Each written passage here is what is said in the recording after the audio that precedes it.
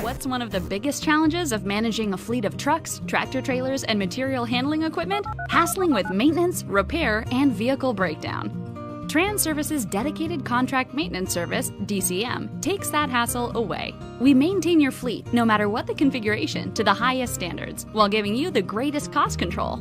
We offer preventative maintenance executed to maximum utilization, equipment life, and necessary repairs, all tracked by a state-of-the-art paperless computerized system.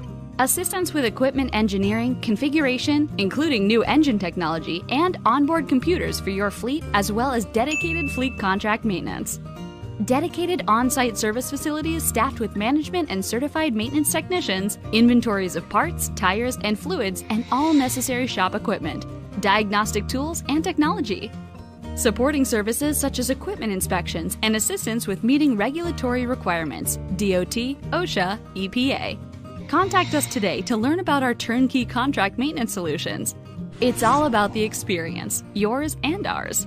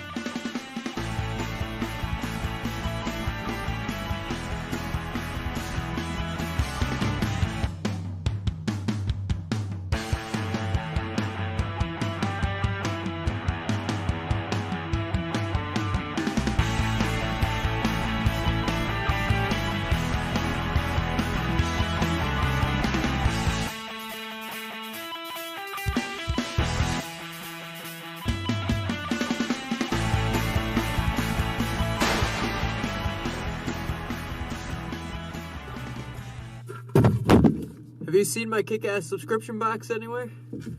Oh, there it is.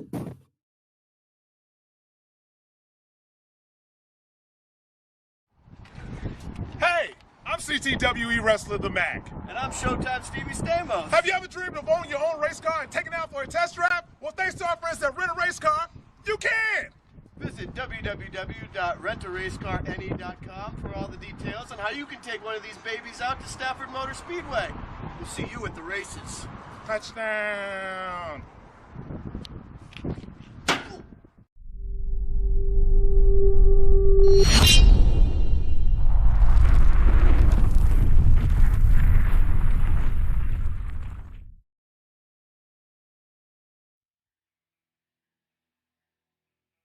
Good evening, everybody, and welcome back to Vidane TV. Here for another Monday night edition of the Transervice Cup Series, brought to you by SIM500, running the Indianapolis Oval this time around. We were just here last week, or we're here later on this week, this Thursday night with the Multi-League Cup Series for a little road racing action, but going to do it a little bit old school here, or as it were, running the Oval here, four-cornered oval racetrack, always kind of difficult to explain to a non-race fan, but in any sense, we're here, Vidane TV here live with the coverage. Showtime, Paul Strickland Jr. up here in the booth. Kevin England's actually down there in the 127 car. He's going to start the race tonight. We'll see how well he does, but joined as always, Tim Terry here Monday night.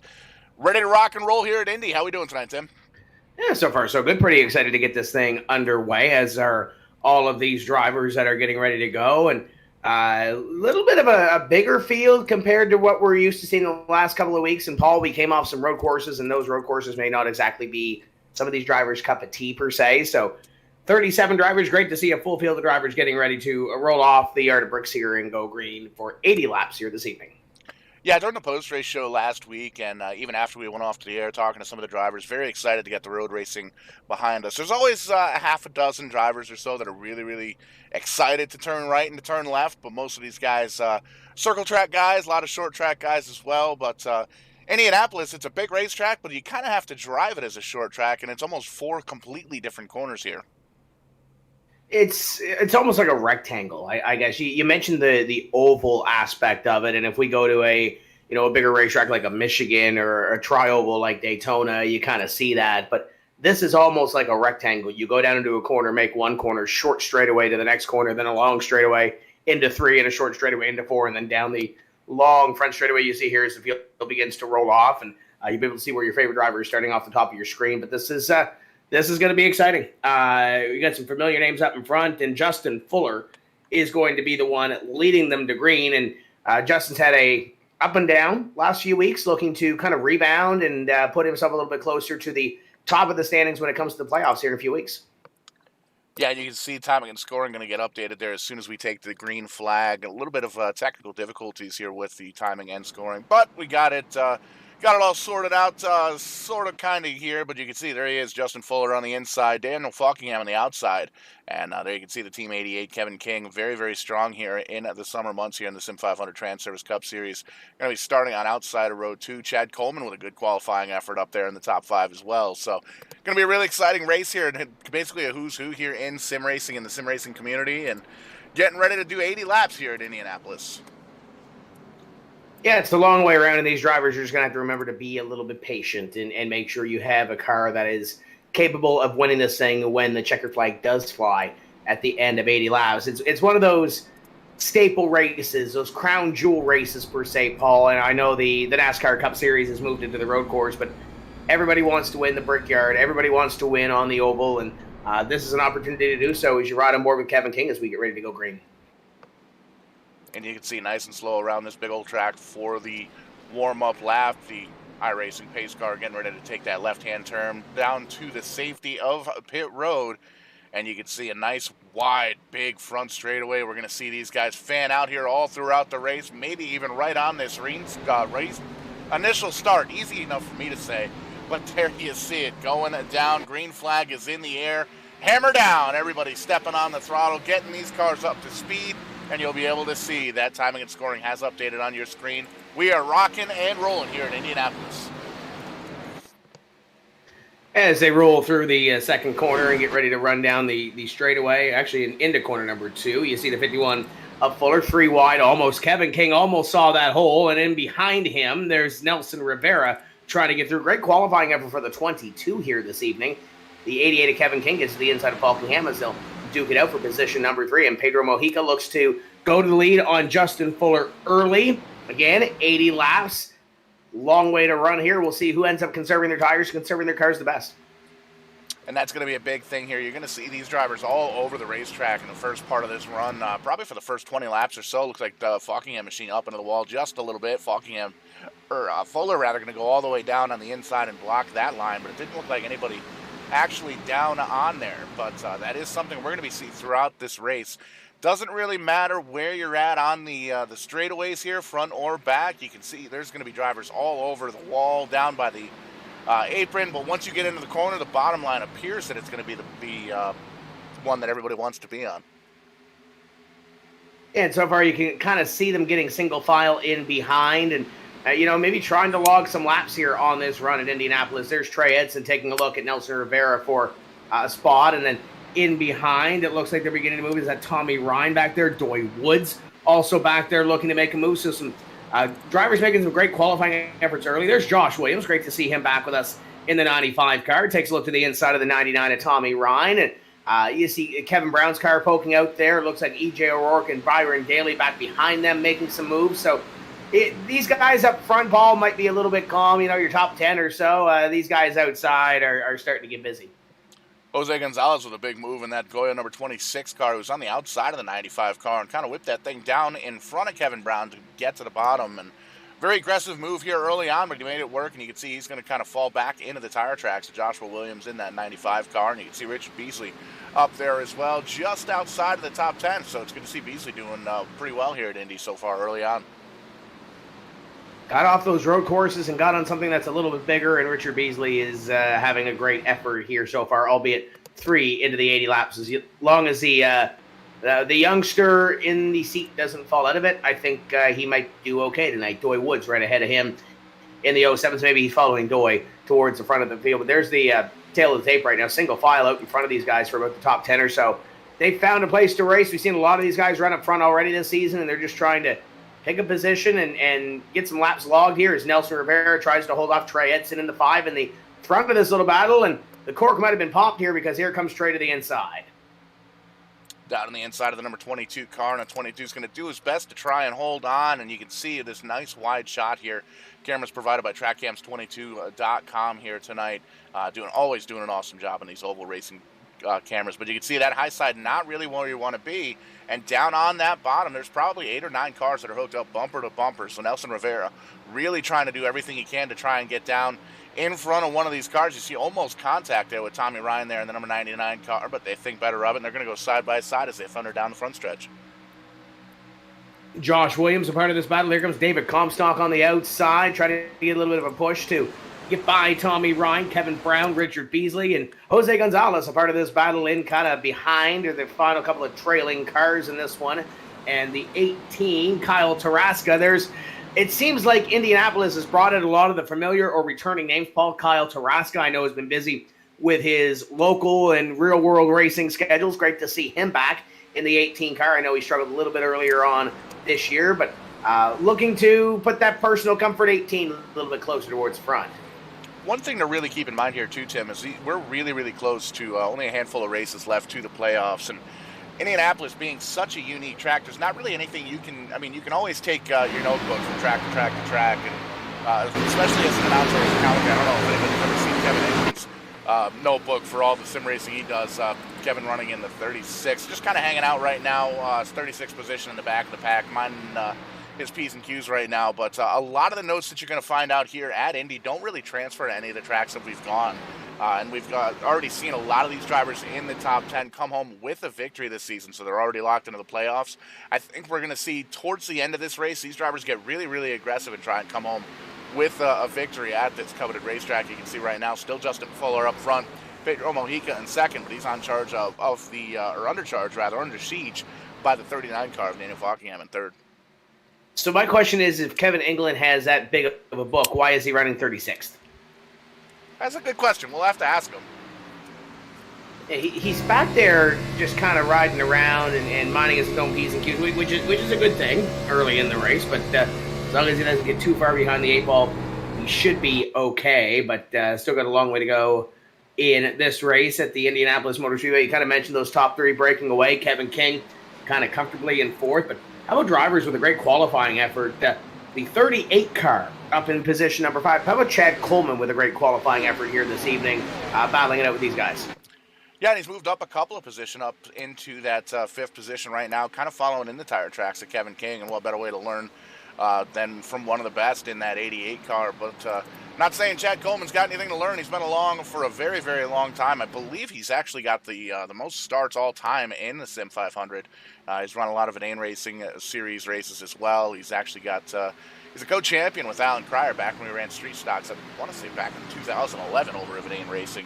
Back when we still did the racing league gimmick, but now we all do the broadcasting and the TV stuff, entertaining the masses as it were. But great to see Chad up front. We'll see if he can hold on to it. We can pretty much ask Chad anytime you see him run well. He runs well. He qualifies okay, but he really needs to close at the end of the race, and it looks like he's on track to do that here at lap 8. Long way to go in this one with 72 laps to go this time by, so plenty of time for him to move around. And without the drops, I believe he sits 7th in the point standings, but the problem is for Chad Coleman is he doesn't have a win, so he's looking to get that win and get him a couple of extra points heading in towards the playoffs. And This battle will not roll over. Tommy Ryan in the 99. Oh, hello, 3 wide. Kyle Tarasca to the inside, looking to pick up one on Beasley. There's Josh Parker. There's Byron Daly. I think we saw some drivers here this evening, Paul, that had subpar qualifying efforts. The likes of Parker, the likes of Daly, Kyle Tarasca coming through the field and maybe trying to make up for what they lost in qualifying as Tommy Ryan goes to the inside of the 26 car. Check that. That's Parker to the inside of the 26 of Jose Gonzalez, and he will pick up that position. But these guys are wasting little time trying to get at it and trying to pick up everything they can. Yeah, we saw that number 23 Interstate Batteries Bud Light car scrape the wall. Just oh no, big trouble in Little China here. Tarasca's around in the 18. It looks like he's going to hold on to it, and he saves it, doesn't save it, spins himself around. But the field does get around. Oh, the 3 of Ryan gets right in there. That's going to bring out the caution. That's a tough break for a couple of cars. That 18 car looks like he wrecked for about half a lap almost before finally getting that thing caught back up into the field. So we'll take a look at the Kong Beer Bong instant replay. Caution number 1 coming out here on lap 9 here at Indy, and we'll take a quick peek here and see what all we can see. Focusing here on the 18, there's Richard Beasley behind him, and coming off this corner, everything is A-OK. Going down into this corner, everything looks to be okay. But focusing on the 26 car, it looks like he's going to try and come down in front of Beasley here, and oh no, it actually looks like there was contact with the 18 and Beasley, and you can see Tarasca does an awesome job saving the car here. He gets back up on the pavement, and unfortunately with the rear wheels still spinning on around, still kind of comes up into the racing groove, and the caution comes out. So tough break for the 18, and it looks like there's a little bit of damage on the 10, potentially the 26 as well. Yeah, tough break for the 18. Almost had it saved, and then just kind of hack saved it back into the field, and or at least into Jeff Ryan. Tough break for the 3 as he couldn't avoid that 18 car. So the caution flag flies for the first time this evening, and will complete lap number 10 this time by. I don't anticipate anybody down at the pit road, Paul, but they do have 3 sets of tires sitting in the pit. So if you can use one early, you might have the opportunity to hear who does what here.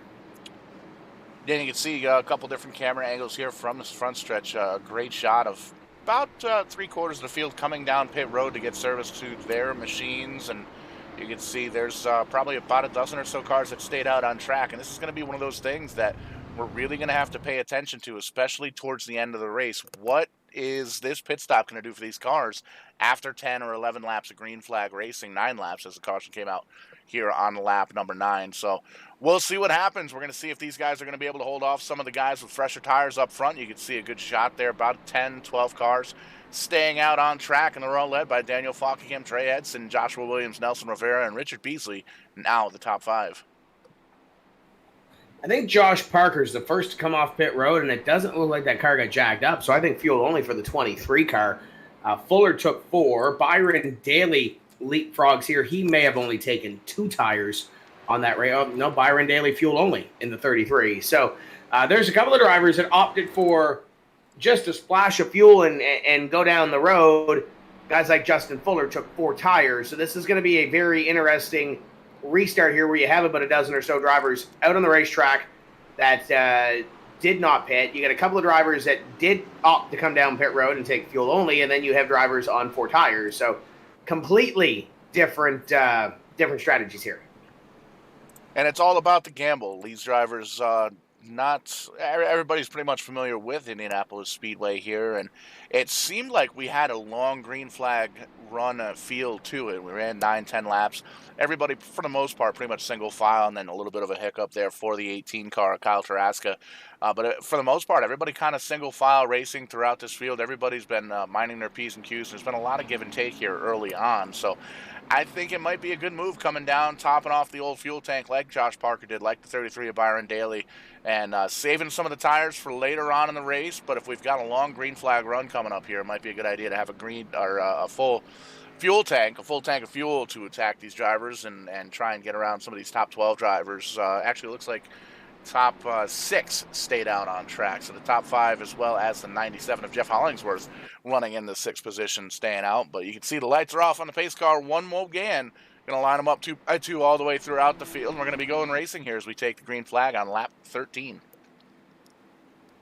And we've got drivers that qualified near the front of the field, or at least the first half of the field. And we're running I pretty much within or just around the top 10 before that caution flag flew. Obviously, Falkingham and Trey and Josh Williams were battling up there for a top 10 position. And Nelson Rivera was well up there, qualified in 5th. And then Richard Beasley was trying to pick his way through as well. And Jeff Hollingsworth, great to see him make a start here in this Transervice Cup Series this evening. Going to restart in position number 6. But I'm tempted to see what Justin Fuller and Pedro and Kevin and some of those drivers can do with their first set of tires. For those that did not pit, they have a set of tires sitting there. The guys that took fuel only, like Byron Daly and Josh Barker, they have that set of tires still sitting in the pits to make 3 sets of tires that they have at their disposal to change. So this is be a fairly interesting restart here with Daniel Falkingham leading them to green.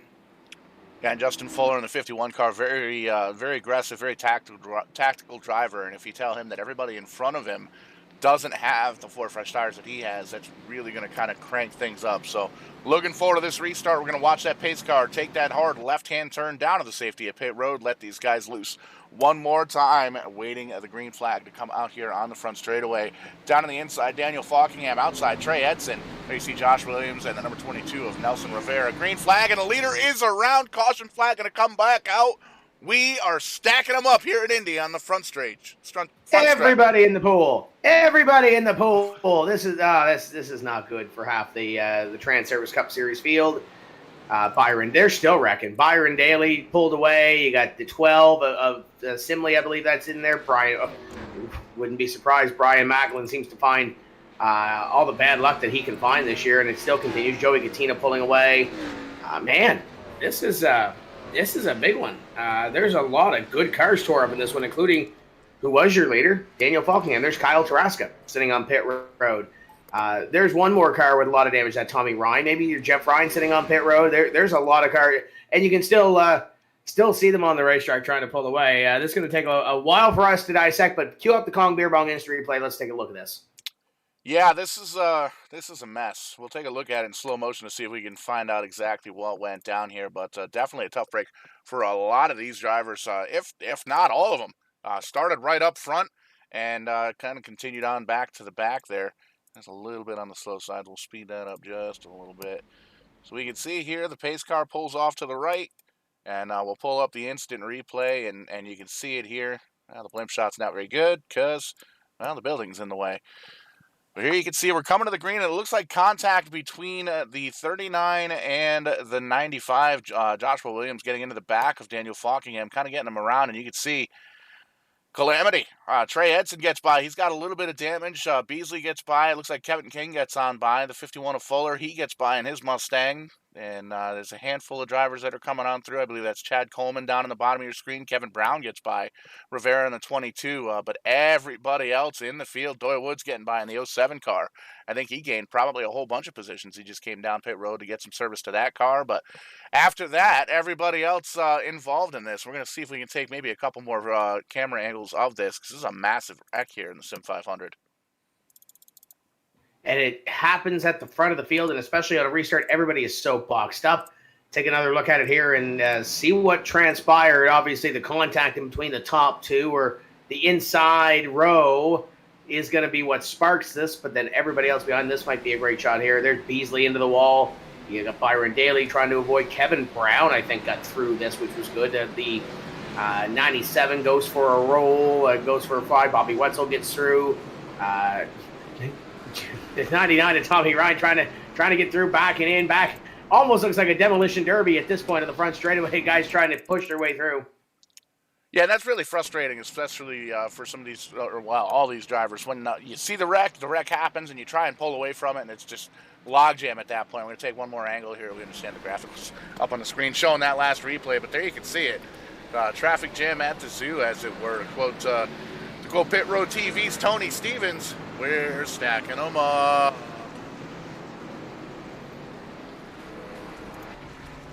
Yeah, they continue to stack up there, and it looks like from the vantage point up in front, there's not a whole lot of drivers that we have some cycling on pit road. Trey Edson came down into pit road under that caution. There's a few more that decided to make their way down, but it looks like, Paul, through all of this, Josh Williams is going to end up as the leader through what just happened. Yeah, and it appears that we've got things sorted out up front. It definitely made a, I don't want to say it made a mess of the lineup, but it put our very own Kevin England up into the 12th position. So some heads up driving from the 127. We got Joshua Williams out front, lights still on the iRacing pace car. Mike Kelly now second. Nelson Rivera 20 and the 22 car running third. Chad Coleman, we saw him get through. He's in the fourth spot. Check that, third spot. He and a couple of drivers electing to come down pit road. Nelson Rivera coming down pit road. So Doug Roth in fourth, Kevin Brown fifth, Bobby Wetzel sixth, Joey Gattina in seventh, Nelson Rivera eighth, Doy Woods in ninth, and Kevin King rounding out the top 10. And it looks like right outside there, Justin Fuller right outside the top 10. Kevin England is there as well. And timing and storing still kind of trying to update itself as we come through here. Lights are off now, though. Lining them out 2 by 2. Well, we said the last restart was going to be interesting, and we didn't lie to you. But we'll see what we've got here for lap 15. Yeah, we'll see what transpires here as Williams will have an opportunity to set the pace, at least on this restart. Almost looked like he tried a little bit too quickly on the last one to set the pace, but he'll have the opportunity this time to do so. Kelly, Chad Coleman, great to see Chad made his way through that. And then, as you mentioned in the top 10, there are some drivers that squeaked their way through that, might have needed some track position, and it might pay off at the end. Guys like Doug Roth started 25th up to 4th. Bobby Wetzel started 28th up to 6th. Joey Gattina, 22nd to 7th. And then we talked about Kevin England from 35th to 12th, and Ron Holyfield behind him from 33rd to 13th. So there are some drivers that move their way up very quickly through the field, through that attrition, and 15 laps in, or completing 15 laps in this time by. They're going to have an opportunity to maybe better it just a little bit more here. We saw that wide shot, kind of just to put it into perspective. There was only 19 or 20 cars that were lined up with the pack, ready to take this green flag. Everybody else down on pit road still trying to get some last-minute repairs and join this field at the very last minute here. And you can see some of those drivers pulling up now. There's Daniel Falking and Richard Beasley, the 33 of Byron Daly, pulling up to catch the end of the field. Green flag is out. Going to get a little bit of a jump there for the 95 of Joshua Williams. He's going to hold on to the lead going down into turn number 2. Still Mike Kelly, though, in that number 2 car on the outside. Yeah, as they funnel down into corner number 1, the 38 of Coleman goes to the inside of Kelly as they'll battle it out for a second, and Kevin Brown is part of this battle as well as they duke it out. You're right on board with the 93, trying to get to the inside of the 2 of Kelly, but can't seem to get there. And in behind, they kind of fan out, trying to pick up what they can of this battle. Here comes Justin Fuller, not missing a beat. And one of the things with these drivers not coming down pit lane here, maybe potentially getting just a little bit of damage involved. You can see there's some crinkled up sheet metal there on the back of the 93 car. A lot of these guys aren't sure exactly how their cars are going to handle here under green flag conditions. They didn't come down pit road and really get any of the damages repaired. So kind of a little bit of a gamble. It looks like it's paying off for some of these top 5, top 10 battles, but taking a quick peek, looks like a battle for the lead. How about it? Chad Coleman in the 38 car taking his car up to the front, getting around Joshua Williams, but he's bringing the 51 and Justin Fuller with him. Yeah, Fuller was able to get some drive in the middle of that corner and nearly drove it into the 95 with all the momentum that he had. And now the personal comfort number 51 going to try to wrestle it away from the tap-out tuning number 38 of Chad Coleman. But great to see Chad Coleman at the top of the board. Kevin Brown making his way through to the front of the field. The 93s in the back porch, the 51, looking to make the move for second.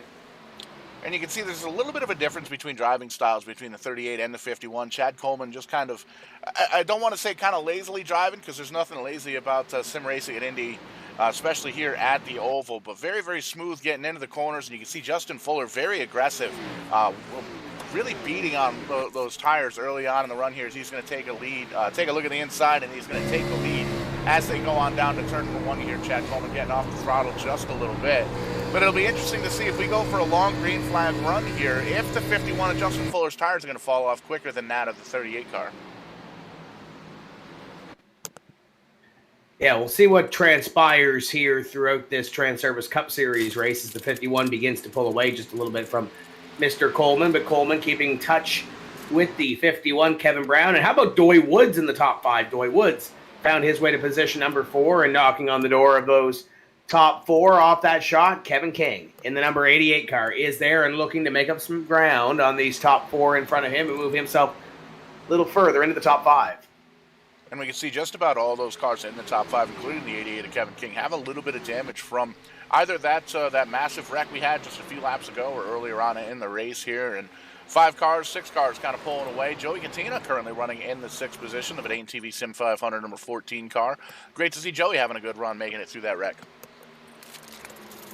Yeah, good to see him pick up a top 10 run here early as Kevin King moves around Joey Woods for position number 4 and tries to track forward a little bit. And you can kind of see it off that wide shot, Paul. There's some drivers. Jose Gonzalez, obviously a little easy to spot in the Goya can back there, but missing some front cosmetic parts to that race car as he makes the move on Doug Roth. Yeah, and you can see everybody kind of not easing their way around the racetrack. Everybody's still driving very, very hard, but knowing that there's a lot of damaged race cars, and it's kind of hard to pick up who's got internal damage, who's got motor damage and all that good stuff here with a lot of those cars being wrecked. But it looks like the 26 car, they've got that thing hooked up pretty well. He's going to lose a position here to Doug Roth in the 43. But as far as the 26 car, it looks like a modified, but it still runs like a cup car. So good news there. He's going to hold off Doug in the 43 car for one more lap, looks like.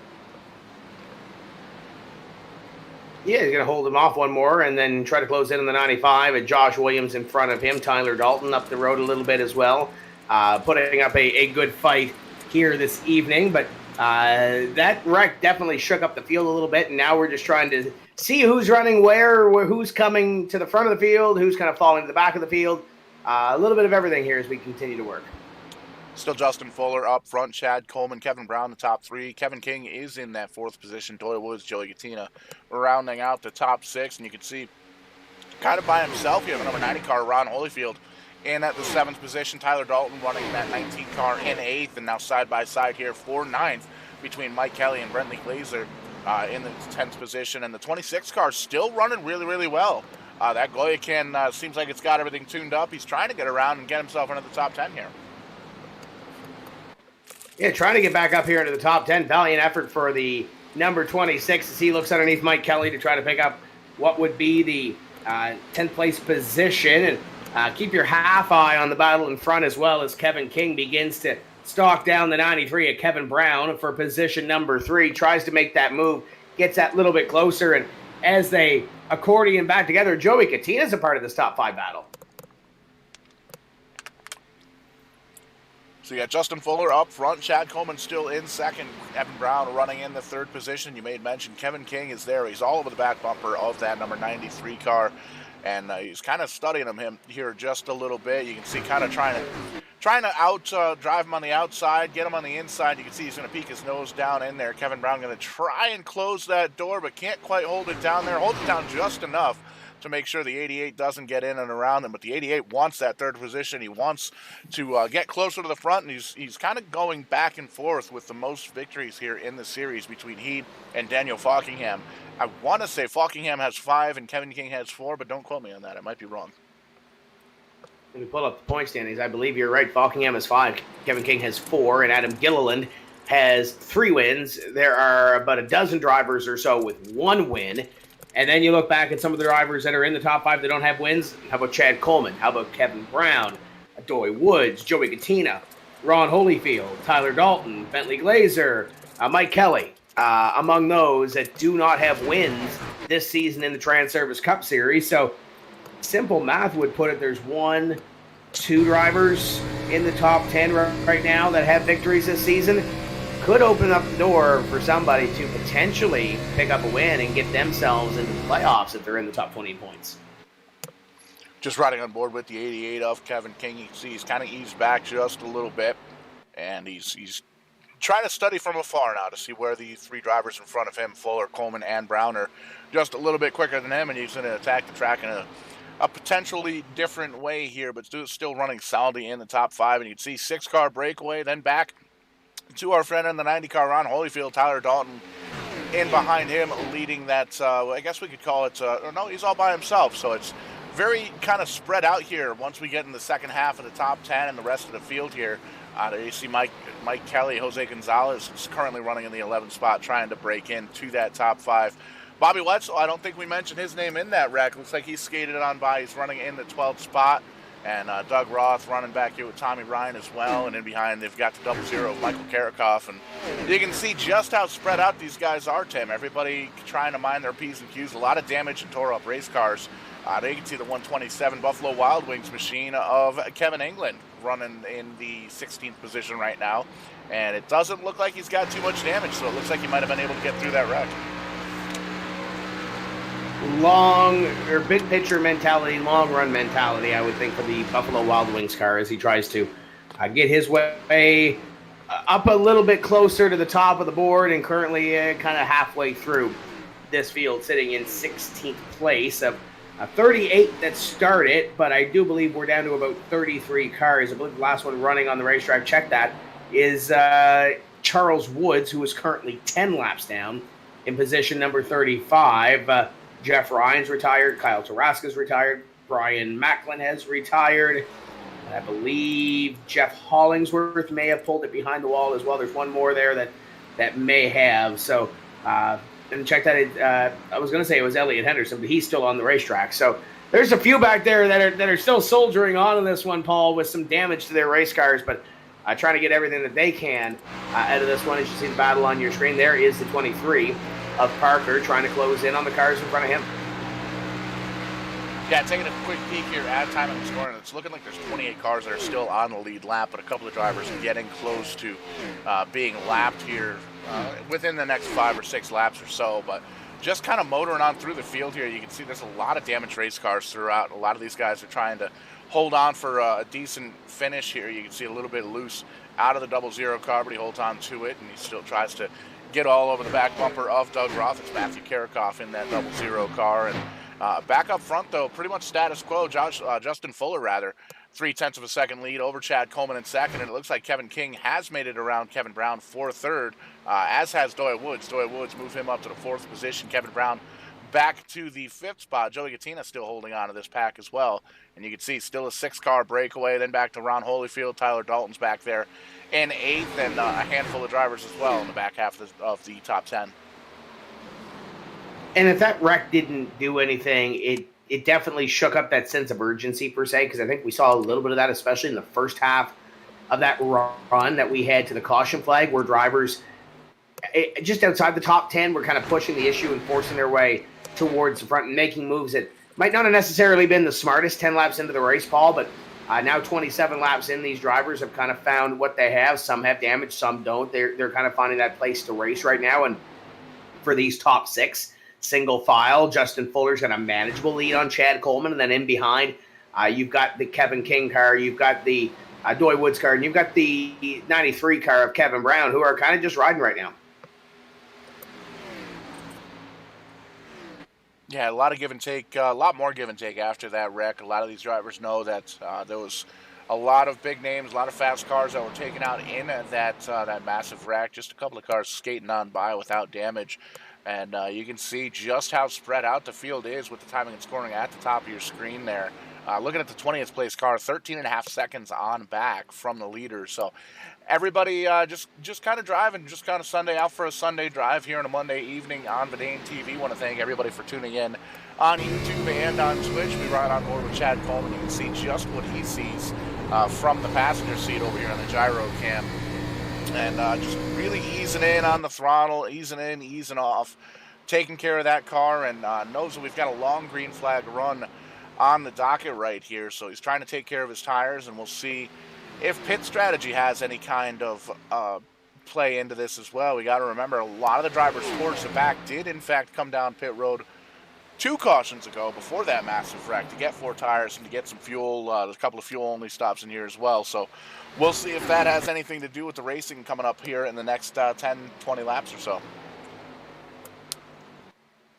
Absolutely.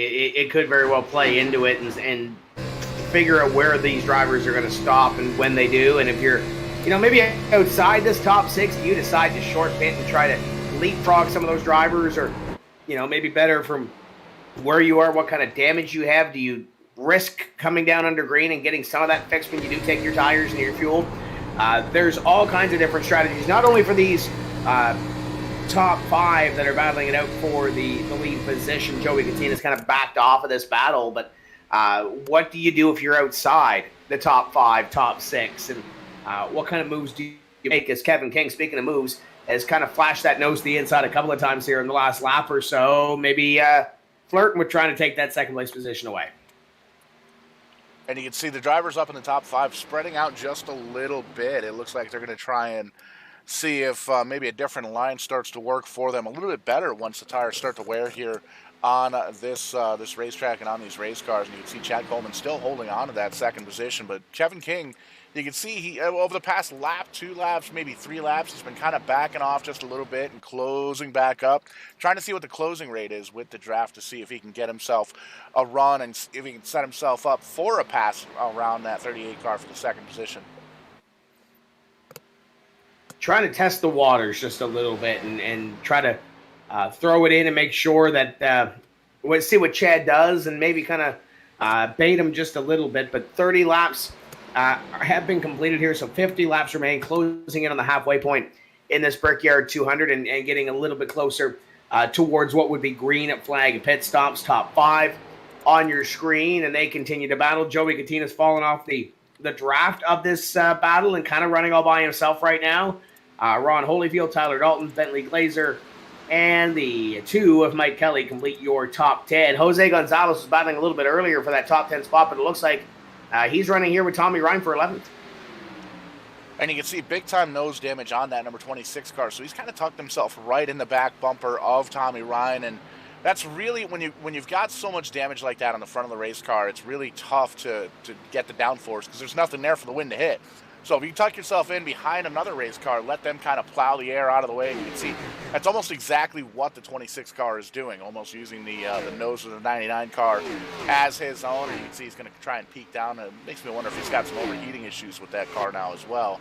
But man, it's as much damage on that 26 car. Jose doing a great job holding on to that 12th position. A little bit further back, you see Bobby Wetzel kind of all by himself, and back a little bit further, Josh Parker leading this couple of handful of cars. You can see Doug Roth in the 43 car is in there. Daniel Falkingham in the 39 car is in there as well. He's got a lot of damage on that 39 Lobster 207 machine. The 8 car, Randy Yoakum back there with damage as well as the 00 and the 5 of Trey Edson.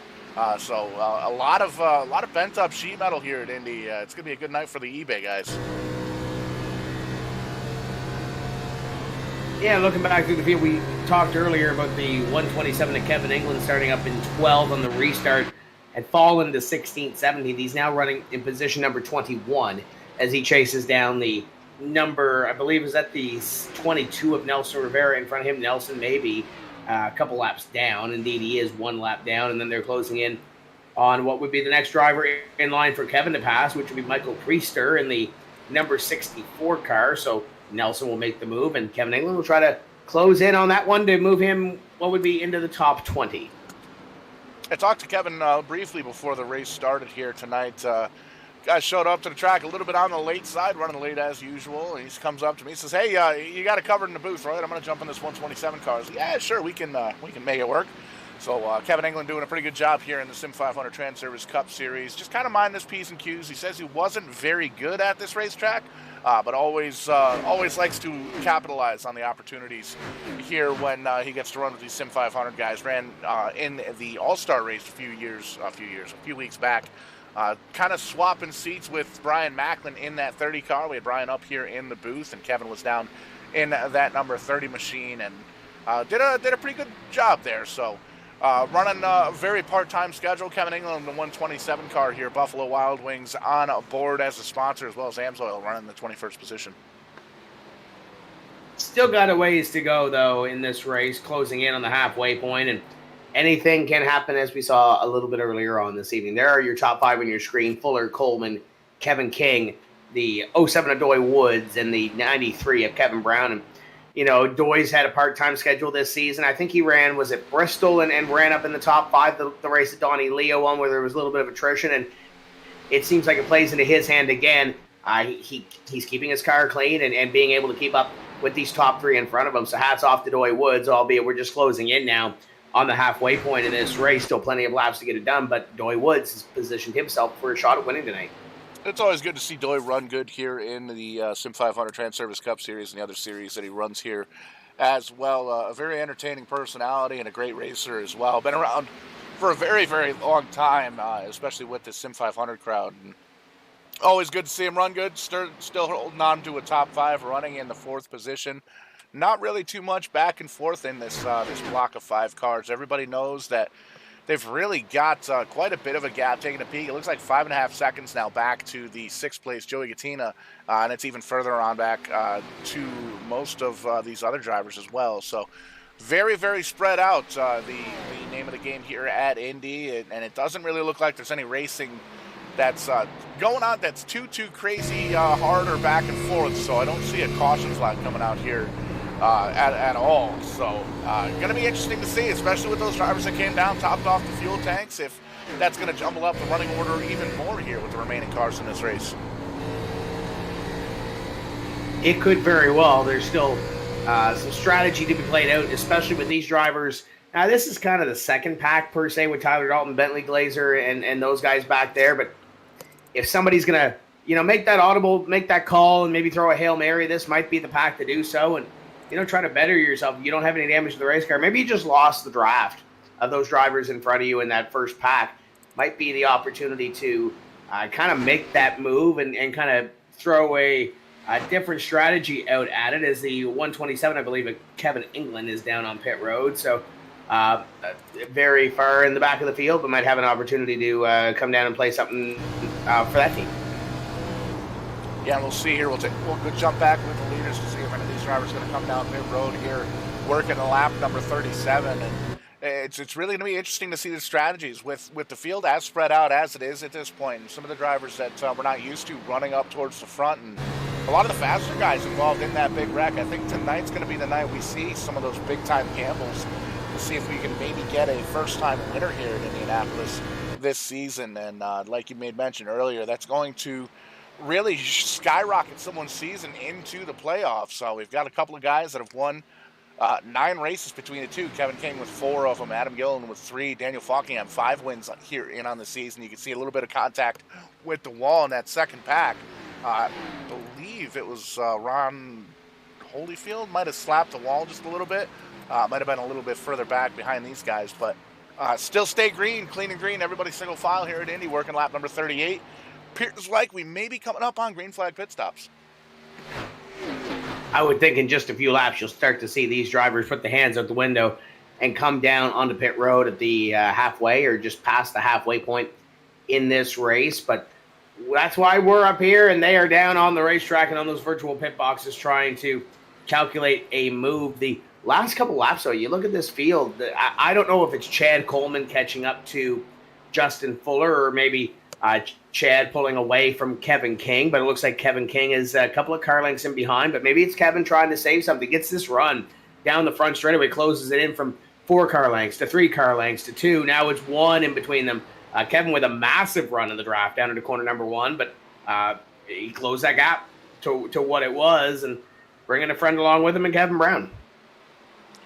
And it's always entertaining to me to watch Kevin King race, especially at these big race tracks that have a lot of drafting effects on the cars. You saw it just there, and you made allude to it. He kind of drops back a little ways and sees how quickly he can close up on the back bumper there. You can see within about a quarter of a car length, and he's going to ease back off here from the 38 car and try and close back up again. Kind of studying the race car, studying the air in front of him to see just how much time and how much of a run he needs to get around that 38 car. And we know that 38 car, Chad Coleman, has been saving tires just a little bit, just kind of easing into the corners and really taking care of his equipment as he always does. Still holding on to the second position. It's going to be cool to see what we've got here just crossing the stripe for halfway. And again, we want to thank everybody for tuning in here tonight with AIM-TV coverage of the SIM500 Transervice Cup Series here for the Brickyard 200 at Indy. Showtime Paul Strickland Jr. up here in the booth alongside Tim Terry, as always, here on a Monday night. Kevin England in the 127 Buffalo Wild Wings car, usually up here in the booth on Monday nights. Currently in the race, currently running in the 27th position, but don't hold that against him. Just came down pit road under green flag conditions. So waiting to see what these leaders do and when they're going to come down pit road to get potentially a set of tires and some fuel, carry them on through the second half of this race. And if you're just joining us, a big wreck on a restart early. It's taken out a few of these drivers as we got one down in the infield. Is that potentially EJ O'Rourke maybe going one lap down in the 41 car, or maybe one more lap down, I should say. He is tore up, and that'll be the 9th lap that EJ will lose this evening to the leaders, and he'll motor along. But as we mentioned, a lot of these drivers swept up in an early race wreck, and I think we're going to – there goes Kevin King down to the inside. I was about to see in the second half we're going to see some gamesmanship and maybe – start to see these guys make a couple of moves, and Kevin King is making a move, and it looks like he's bringing Kevin Brown along with him. And we saw that took a couple of laps to set up there. You can see slides up in front of him, but no loss of real track position there for Chad Coleman. Just loses a couple of positions. You can see Kevin Brown now going to try and take second place from Kevin King, who just moved into that second spot. Potentially might bring the 38 car with him, so a little bit of back and forth here in the top 5. We've seen these guys run nose to tail for about a dozen laps or so, and this is exactly what Fuller wants to see. He's looking in his rearview mirror and seeing that gap get bigger and bigger between he and the second place currently being held on by Kevin King. And now we'll see if Kevin King can reel in Justin Fuller and put on another show for the lead. This is the biggest lead I think that any leader has had so far this evening, with about 0.8 of a second or so in between the top 2. Justin Fuller closing in on another lap car, and that's David Comstock in the 13. Comstock will go high, Fuller will go low, and put another lap on the 13, or actually that's the first lap. The 13 is going down here this evening, so that will put the 25th place car lap down, 24 remain on the lead lap. The next one on the list for Fuller would be Timothy Bates, about 10 seconds or so ahead of the leader, as you can see the clear track in front. But we might see Fuller come down into pit road before he gets to that next lap car.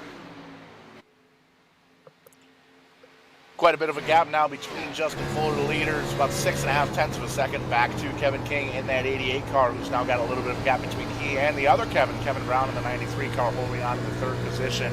Chad Coleman slips back to the 4th spot. Joey Woods still in 5th. Joey Gattina in 6th. Hollyfield, Tommy Ryan, Glacier, and Mike Kelly rounding out the top 10 here, but we're still coming up on green flag pit stops. We've seen a couple of guys towards the back of the pack come down and get service to the cars, and we're waiting to see when these leaders are going to come down. And I think at this point, once you see one of them, Tim, everybody's going to come on down. Yeah, especially these ones in the top 5. Once somebody blinks, everybody else is going to make that opportunity to come down into pit road and try to stay in touch with the strategy that the others do employ. Kevin King, the top 5, top 2 are kind of broken away from what was a 5th place battle, or a battle for the lead with 5 cars. It's now a 1st place, a 2nd place, and then 3rd, 4th, and 5th kind of going at it for that final podium position as we continue to work around here on lap number 44. Then it's even further on back to the 6th place car. So as these guys up in the top 5 battle it out, here's potentially why that second pack has dropped back just a little bit. Lots of side-by-side action going on here. Joey Gattina losing that 6th spot to Ron Holyfield in the 90, getting on around him. Tommy Ryan in this pack, Brentley Glacier, Mike Kelly, Tyler Dalton, and Bobby Wetzel holding on to the bottom half, or trying to get into the bottom half of the top 10 here. And it seems like they've straightened it back out, and again, still kind of waiting for these drivers to make the decision, come on down pit road, get some service. When do you decide to pull that trigger? As you see some of the damaged cars ahead of the leaders, there's the is that the number 2 there? That's the that's the 90 at Holyfield. There we go. Trying to see the number on that car from that shot is a little bit difficult. But Holyfield, how about the run for Ron? Just kind of being consistent here this evening and staying in the top 10. Moved to position number 6. As I believe we might have had one driver there pop onto pit road in that pack. But Ron doing a great job sitting in position number 6, but a long way to go to get up to the top 5. Yeah, and you can see he's kind of pulled away from this pack just a little bit. He's put some distance in between them and trying to catch up with those top 5 drivers. Has a little bit of ground to cover. Well, has a lot of ground, almost 11 seconds to get up to that pack of the top 5 drivers, but doing a great job in that 90 car. You can see he gets around Joey Gattina for the 6th spot. Joey Gattina now in 7th, Tommy Ryan 8th, Mike Kelly in the 2 cars running in the 9th position, and Brantley Glazer there in the 47 car. Good run for him. He's right in the bottom part of the top 10, and you can see just on the back side of your screen, Tyler Dalton trying to close up. Oh, there's a little bit of contact. Mike Kelly going to peel on off to pit road, and looks like he had a little bit of trouble getting that thing slowed down, but all good.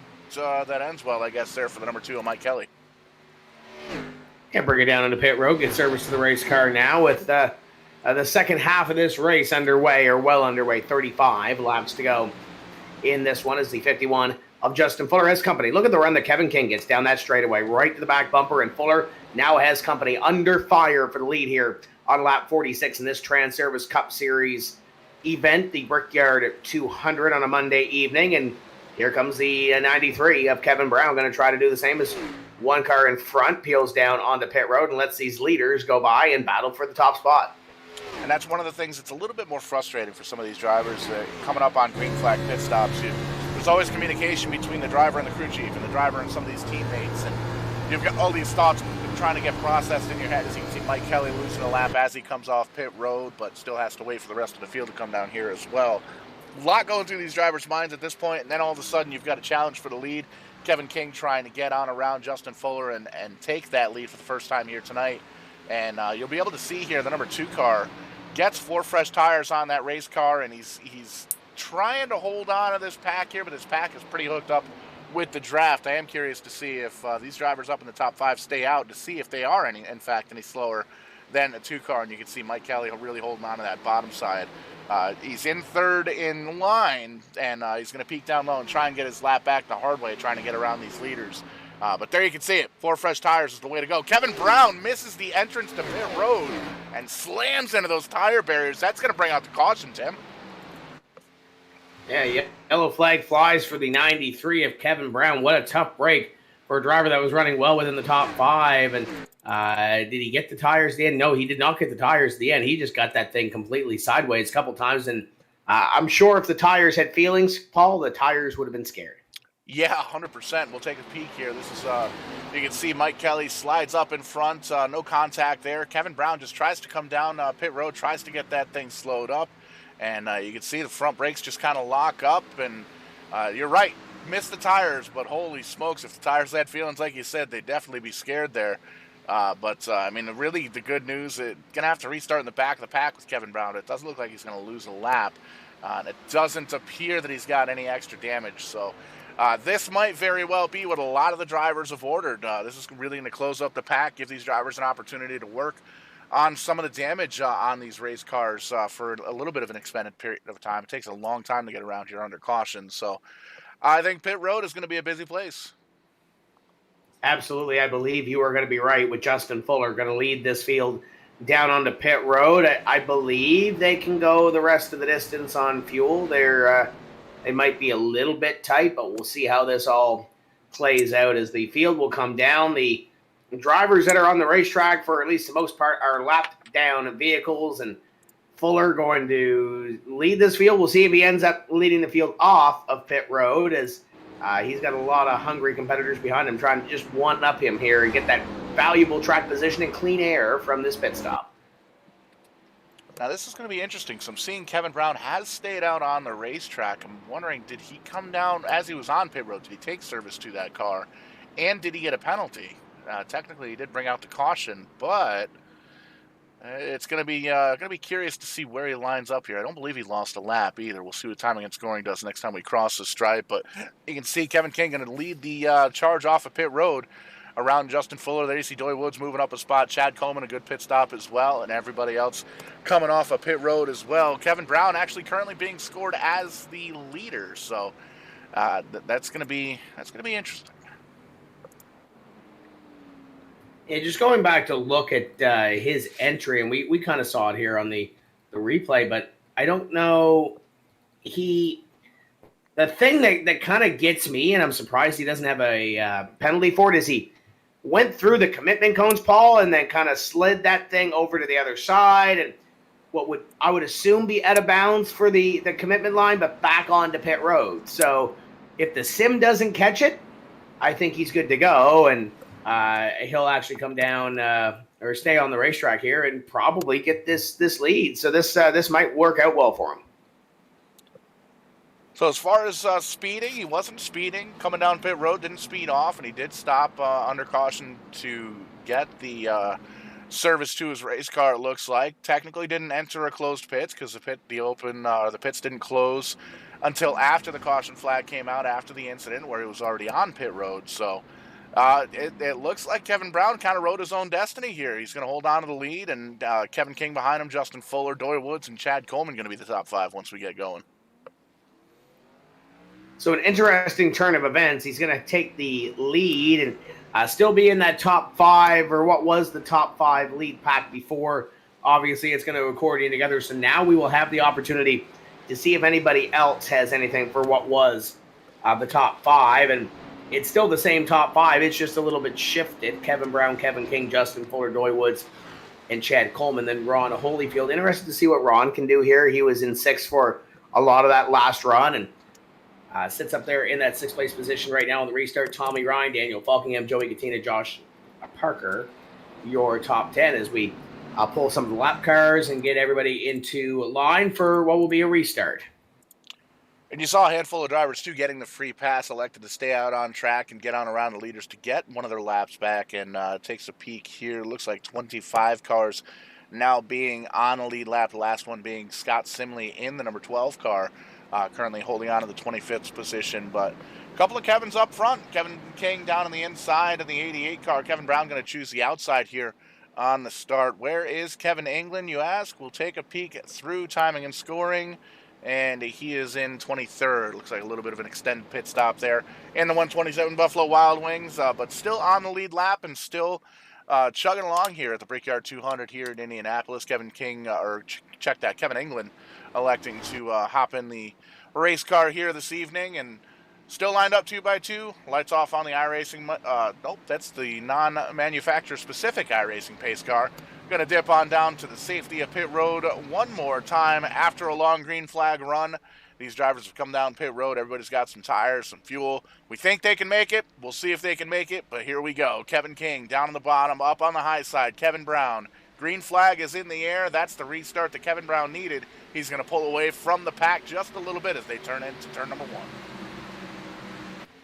93 of Brown going to lead this field down into corner number 1, and then it's going to be kind of a free-for-all in behind, and one car sliding sideways, one car head-on into the wall. That didn't look good. One more sliding, and that's going to eventually, there it is, caution flag will fly.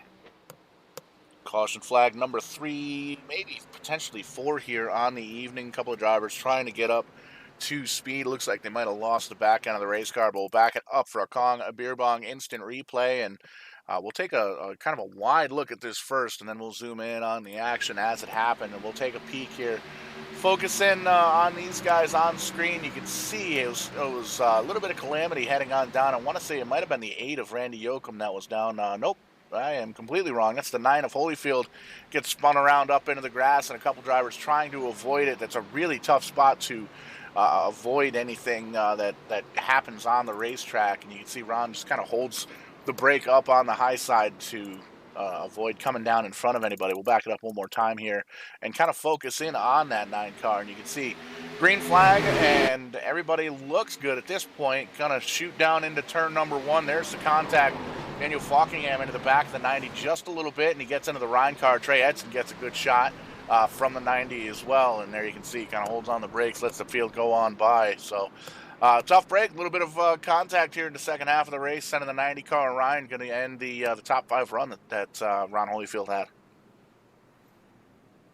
And now I don't know if it's going to be. We kind of talked earlier about the give and take in the patience and the respect level after that huge wreck on that restart. I don't know if Ron kind of rolled out of the throttle a little too early, or if Daniel maybe didn't anticipate the way he was going to enter turn number 1, but regardless, contact made between those two, and I'm sure that's going to be in the back of both of their minds as we work forward in this Transervice Cup Series season. But there is the pace car, and we're waiting for the field to catch up. Kevin Brown is your leader in the 93 car and continues to pace this field around 52 laps into this race. So more drivers up on the lead lap in the top 10, 15 positions or so with damage here, and really tough to avoid a wreck when they're right up in the racing groove like that. So it's a tough break for a lot of these drivers, and you can see the field starting to get caught up to the pace car and to Kevin Brown, the leader now at this point. I don't think we're going to have any of these guys down on pit road. We just came down just a few laps ago. Especially Kevin Brown, who was down on pit road, was the caution and was able to kind of capitalize on his own destiny riding there. You can see some bent up sheet metal in the back of the car, but still very quick, holding on to the lead at this point as the rest of the field starts to kind of close on up. Working lap number 53 under caution. We're going to step away just for a few moments, take a quick commercial break, pay some bills. We'll be right back, though, to cover the last 25 or so green flag laps here for the Brickyard 200. Don't go anywhere. We'll be right back.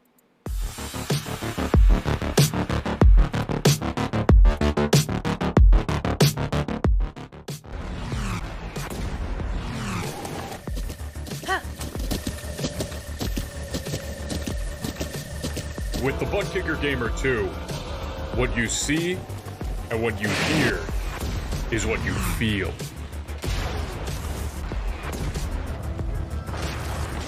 Butt Kicker. The future is feeling.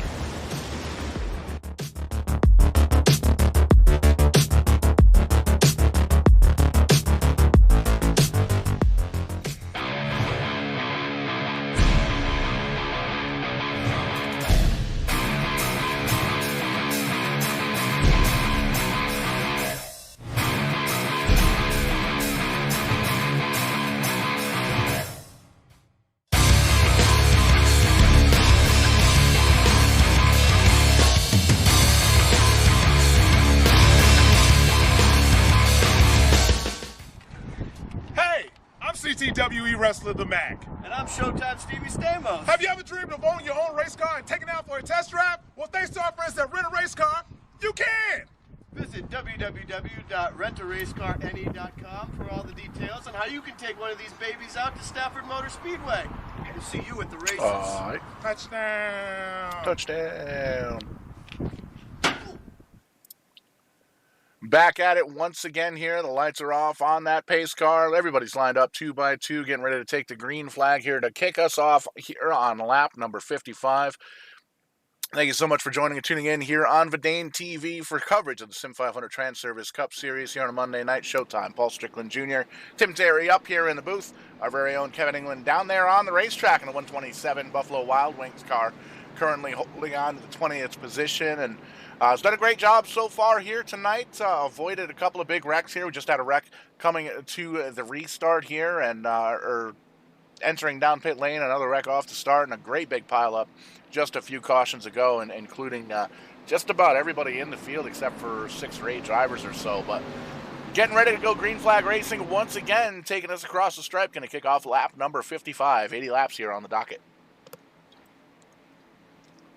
And it's good to see Doy Woods up here in position number 2 as well. We documented his part-time season, had a good run at Bristol, and this racetrack completely different than what we see at Bristol Motor Speedway. So trying to pick up another good run here this evening in the 07 as the pace car peels off. Kevin Brown in control of this field, and a couple of drivers catching up at the back with the free pass and waiting for Barney to throw the green flag to get this show back underway. And there it is, green flag flies. We are back racing at the Indianapolis Motor Speedway. The 93 Kevin Brown goes to the outside line. It's going to be now a battle for position number 2 because here comes Kevin King in the 88 to the inside. Another good start for the 93 Kevin Brown. You can see he pulls away just a few car lengths, and that's what he needs because he's got a battle behind him. Kevin King skates on by. He's going to hold on to the second spot, and now Justin Fuller up into third as he slides on in front of the 07. And oh, by the way, here comes that 39 car. Daniel Falkingham led earlier on here in that race, got caught up in that great big old wreck. He's back up in the top 5, holding on to the 5th position right there in front of Chad Coleman and Josh Parker. Yeah, continuing to battle for that position, Chad Coleman and Daniel Falkingham swapping that spot, and Falkingham beginning to work his way back towards the front of the field. Whatever damage that he might have had in that first wreck looks like it appears to be fixed, and now he's a part of the conversation up at the front of the field. Kevin King looks over Kevin Brown for the lead. Justin Fuller right in behind. And these drivers will sweep through the short chute between 1 and 2 and go back down to corner number 2 and continue to race it out for the win here in this Transervice Cup Series Brickyard 200. And Kevin Brown continuing to show the way. There goes the 38. Check that, Chad Coleman to the inside looking to pick up 1. Indeed it is. And here comes Josh Parker, and here comes Kevin King for the lead. see Kevin King really able to hold on to that bottom side. You saw he was trying to ease back into the back bumper of Kevin Brown. You can still a three-way dance now, almost three wide briefly. Justin Fuller thinks better of it, and he tucks in behind the outside car of the 93 of Kevin Brown. Side by side as they rumble out of turn number 4 and cross the stripe. Justin Fuller going all the way down to the bottom side, 3 wide for the lead. Timing and scoring says give it to Justin Fuller, and there you can see he gets around Kevin King in the 88. He's going to slide back in behind here, but the 88's not done. He still wants to try and get that lead. Now he needs to try and get it from Justin Fuller, who's side by side with Kevin Brown. And that last lap, Fuller might have been a little bit borderline aggressive, but that's really what you have to do. With this dirty air, you need that clean air up in front. You need to do everything that you can, especially on a restart where everybody is so tucked up tight together, and Justin Fuller did what he had to do. He is now the new leader on lap number 57, the 93 of Kevin Brown. Kevin King trying to mount another charge, but with this drop, with everybody so tight, we should see a couple of moves, I'm sure, happen here again as you ride on board with the number 23, Josh Parker.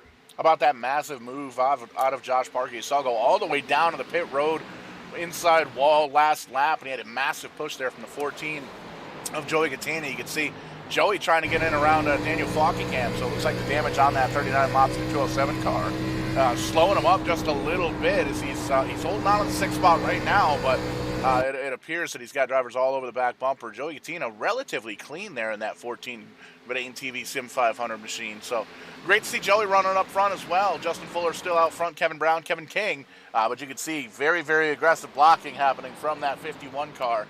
Took a peek there in the 93 car. Didn't quite have enough to make it happen. Now he's going to have a shot from the 88. Kevin King going in for second. And you know Kevin King will not take any of that aggressive blocking if it does seem to happen again.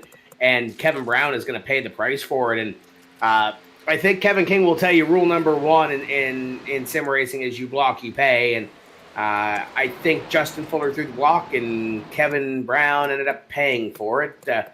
Fuller has about a half-second lead now as Doy Woods begins to come to life and looks at position number 2. Had a little bit of a push there from Josh Parker in that 23. And you can see Doy Woods slows up just a little bit, shoots on down to the inside, and tries to get some of that clean air. But as he does that, Josh Parker in the 23 Bud Light Interstate Batteries car gets on around him. So move Josh Parker up to 4th. You can see he's got his sights set now on the 93 of Kevin Brown, and he's going to try and close in on these top 2 guys. Justin Fuller and Kevin King now holding on to the top 2 spots. And they come down the front straightaway. Lap number 59 will be completed. So 21 laps remaining in the final quarter almost of this event. And the battle going to be for position number 2 as Kevin Brown pushes Kevin King down the straightaway and tries to make that move, but nothing doing there. And now we see a couple laps after the restart, maybe that dirty air coming into play, maybe those air pockets, trying to maybe dictate some of the battles that we see. But we're going to start to see some drivers making some moves here in the late stages of this one as they snake down the back straightaway. And on these big, long straightaways here, we've seen Josh Parker and the 23 car both push and pull some of these drivers. You can see Joey Gattina still trying to get around the 39 car of Daniel Falkingham back there for the 6th position. But we saw Josh Parker. He got a huge push from the 14, and then he pushed the 07 of Woods and kind of moved him up a few positions and then got up around him and out of the clean air on the front straightaway. So I think as we get closer to the end of this racetrack, we might start seeing some of these drivers kind of pair up just a little bit and see how hard they can push their race cars and see if it's actually beneficial. But it seems to have been working for the 23 car. We'll see what happens with some of the damaged cars up front.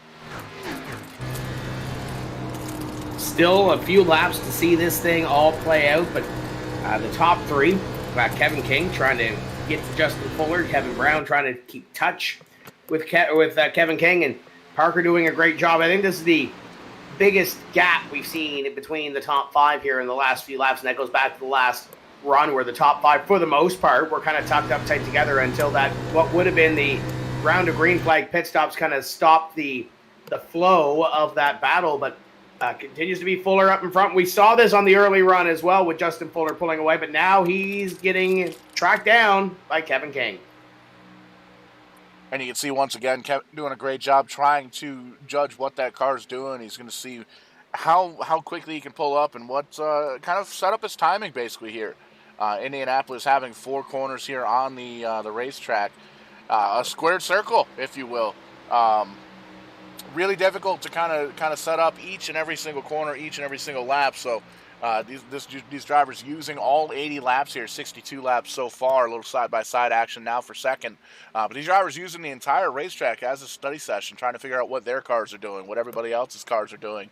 And then throwing a monkey wrench of wrecking about 3/4 of the field here on the straightaway on a restart. So it's really difficult to see what these guys are doing, especially with a lot of the damaged race cars.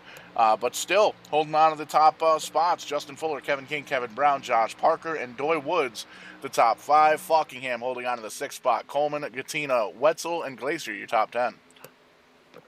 And you mentioned some of those drivers in the back half of the top 10. Some of the drivers that you might have thought necessarily were going to run up front that aren't having that great run because of that damage. You talk about Daniel Falkingham, who's up in the top 5. He's still currently in position number 6, but almost 2 seconds in behind the leaders. And then you look at a guy like, Bobby Wetzel and Joey Gattina, who qualified outside the top 20 and really didn't say a whole lot about them in the first 10 laps prior to that caution, but now they are up in the top 10 and having a shot at this one before it's all said and done. So there's some comers and some goers here in this race, and in the final 20 laps, those drivers that are coming to the front of the field or got there maybe with a little help from that attrition or trying to stay there. For those that have that little bit of damage, they're just trying to hold on for dear life and try to get what they can. And you can see Justin Fuller knows that a lot of those drivers are going to try and get down to the bottom side to capitalize on that clean air on that front straightaway. So he's going to move down there and dirty it up just a little bit. And I think that's going to be a major factor here coming up on the checkered flag. And less than 20 laps and almost 15 laps here as we cross the stripe to take lap number 64. And you can see everybody essentially kind of running the line. And once they get on these big straightaways, you're seeing these drivers are kind of trying to snake out to try and get that clean air on the nose of the race car and try and set up a little bit of a run to get into the corner. You saw Kevin King try it there, but not really going to be able to close up as much as he'd like to. So we'll see what he can do here on the straightaway coming in out of turn 4.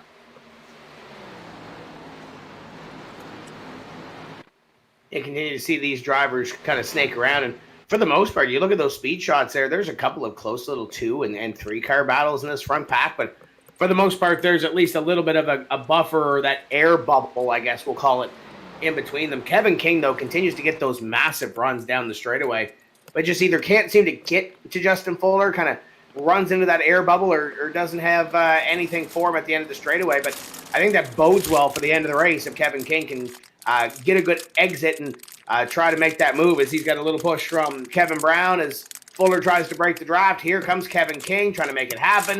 Let's see if he gets there down into turn 3.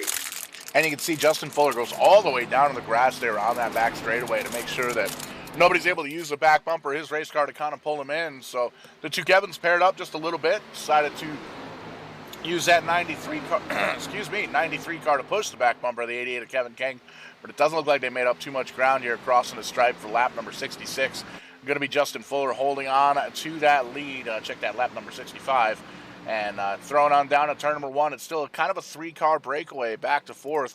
Doy Woods, a little bit of positions between Kevin Brown and Doy Woods, and a couple of car lengths back to Josh Parker. Daniel Falkingham still there. Chad Coleman in the 7th spot. Joey Gattina slipping on back to the 8th spot. Bobby Wetzel and Brantley Glacier kind of rounding out the top 10, and it's almost about a 10-car breakaway. Mike Kelly in 2nd, another 5 cars back in the 11th position. Yeah, still some drivers on the move. You kind of see that battle back there between the Goya Can, Jose Gonzalez, you saw there, Richard Beasley. You got Rivera back here. You got Ryan. You've got the 00 of Crickle back here. You've got some drivers that we haven't really talked a whole lot about tonight. We're kind of up in front, kind of got shuffled to the front with that attrition or through that caution, but have kind of settled now in this little battle near the middle of the pack. This would be around 15th on back or so, and maybe a little bit more throughout, but some drivers with some damage. Jose Gonzalez, Richard Beasley among them that are still just trying to hang on here at the end. I'm very impressed with that 26 car of Jose Gonzalez. That car has been missing the front of it almost the entire clip there. For most of the race, you can see missing a lot of sheet metal there, but he's still able to hold on to that race car, hold on to a top 20 at this point, trying to get back into the top 15 with this pack, currently holding on to the 17th spot. But you can see in this pack just a lot of damaged race cars, a lot of crinkled up sheet metal here. A couple of big wrecks that have involved a lot of these drivers throughout the night, so it's kind of tough to find a race car that's relatively clean. But back up front, still Justin Fuller crossing the stripe. There you can see everybody kind of snaking in behind him and starting to close in just a little bit. Kevin in second and third trying to close in on the leader, Justin Fuller. Yeah, Kevin Brown will get tucked up tight to the back bumper of that 88 car of King and give him a little bit of a push, but they cannot seem to shake or get to Fuller. And then in behind, Doy Woods has rallied his way to the back bumper of these three. There goes the two cars to the inside, just trying to shake the draft is Fuller of Kevin King, but King in lockstep as they go down into corner number 3 with the 93 of Kevin Brown closing in on the back bumper, trying to make it happen. But coming down to the end of this one, top 4 have that shot right now. Doy Woods is there looking at the 93.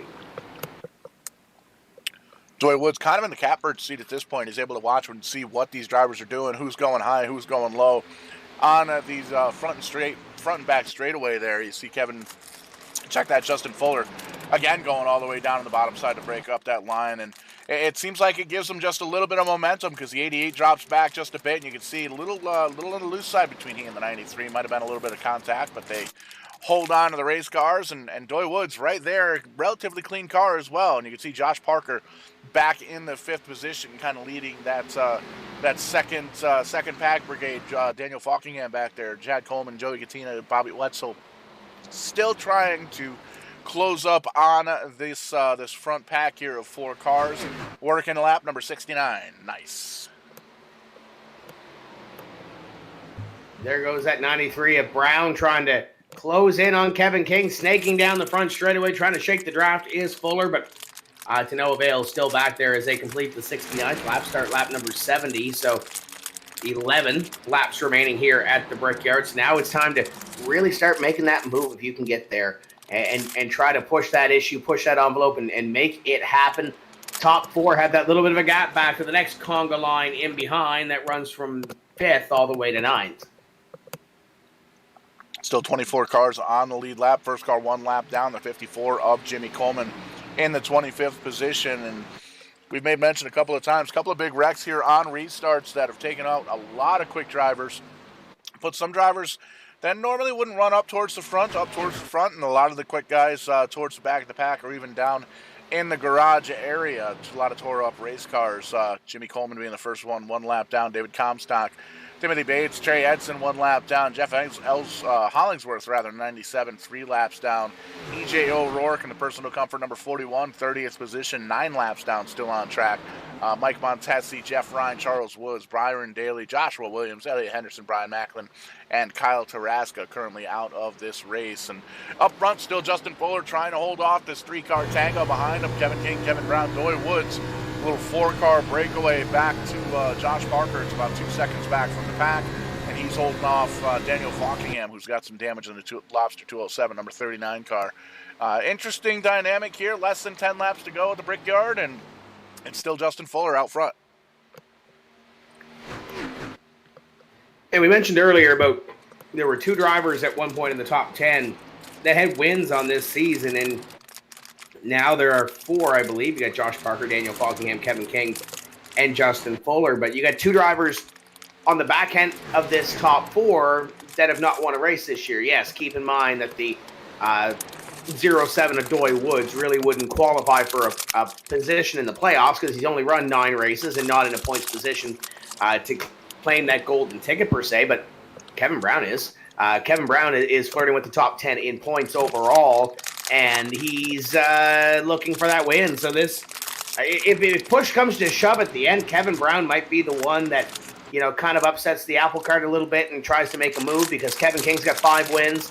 Obviously, Justin Fuller wants to add to his win total. He's one of the dozen or so that I believe have a win this season, currently sitting 9th in the point standings thereabouts without the drops. So Fuller can make up some ground in the playoffs by picking up his 2nd victory and moving himself just a little bit closer to those drivers in front that have multiple wins, including Adam Gilliland, Kevin King, and Daniel Falkingham. And Kevin Brown, no stranger to victory lane, the most wins on the season for the Verdane Racing SIM500 Super Speedway Series. Made it down to the Final 4 championship, and Came up, pardon me, came up just a little bit short.